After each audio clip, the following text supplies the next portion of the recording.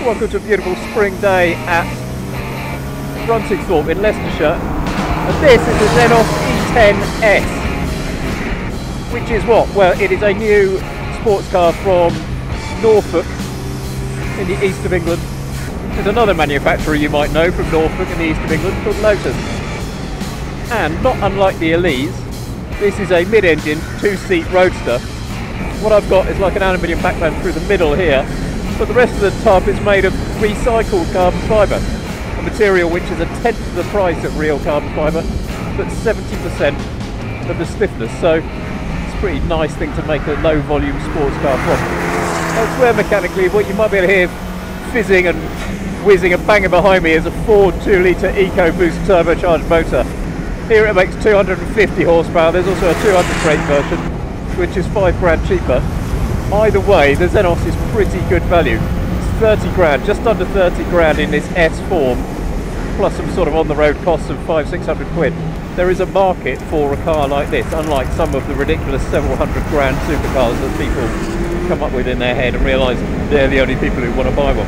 And Zenos are coming at it with a very sensible approach. They knew the price they wanted to build the car to, because they thought that's where buyers are. And Zenos has taken, as a result, quite a lot of orders. What's it like? Well, it's pretty simple inside. It runs a standard Ford 6-speed box.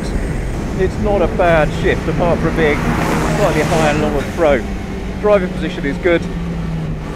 Pedal layout is strong. Brake pedal's really firm, which I like actually. It means you can really easily heel and toe on downshifts on the circuit. Feel that engine whizzing and popping. But throttle response isn't too laggy actually. It's fine. Yes, it is obviously turbocharged. Steering is really terrific when you put some more load through the tyres. If you just turn in, trail it in on the brakes. Yeah, beautiful, really nice, predictable, just what you'd expect. Trail it in on the brakes, get back on the power, and you can push through, quell that understeer, and it becomes slightly neutral, tiny bit of oversteer, which you can just very naturally, very easily correct. This car's got an open differential, which is very familiar if you're familiar with the way Lotus does things. But a limited slip diff is optional. On a relatively fast circuit like this, the gains are probably marginal, because this isn't threatening to spin up an inside tyre anywhere anyway. You could fit the track spec dampers, as the guys from Zenos just have, in literally 20-25 minutes, and it becomes a bit more of a serious track weapon. We've done some work on the road already, and the Zenos has a nice feel to it. There's slightly more weight over the back than the front, about 60-40 rear front bias on the weight.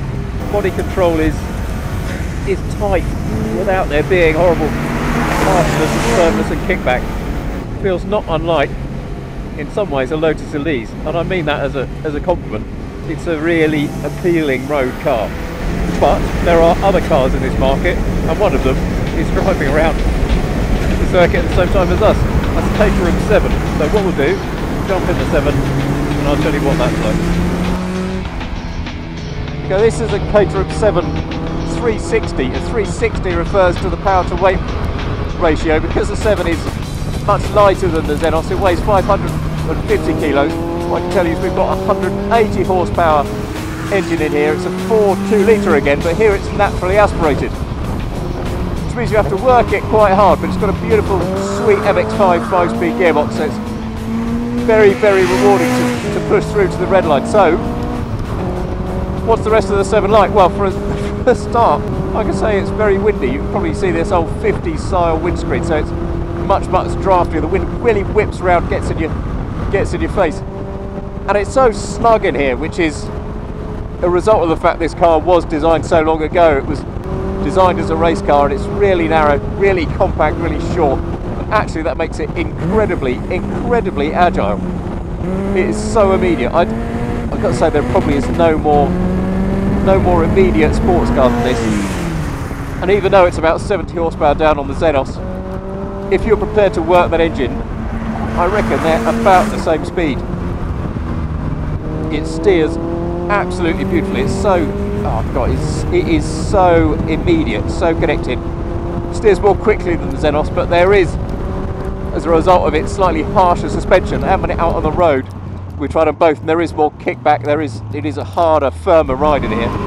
The wheel does buck about more in your hand, but on a circuit, that makes it utterly sensational. There's very, very little to touch the 7 as a sports car. The Zenos makes a compelling case for itself because it's easier to get into. It's more compliant on the road, and it's still extremely enjoyable in many ways. But this is one of those tests where there's no losers, really.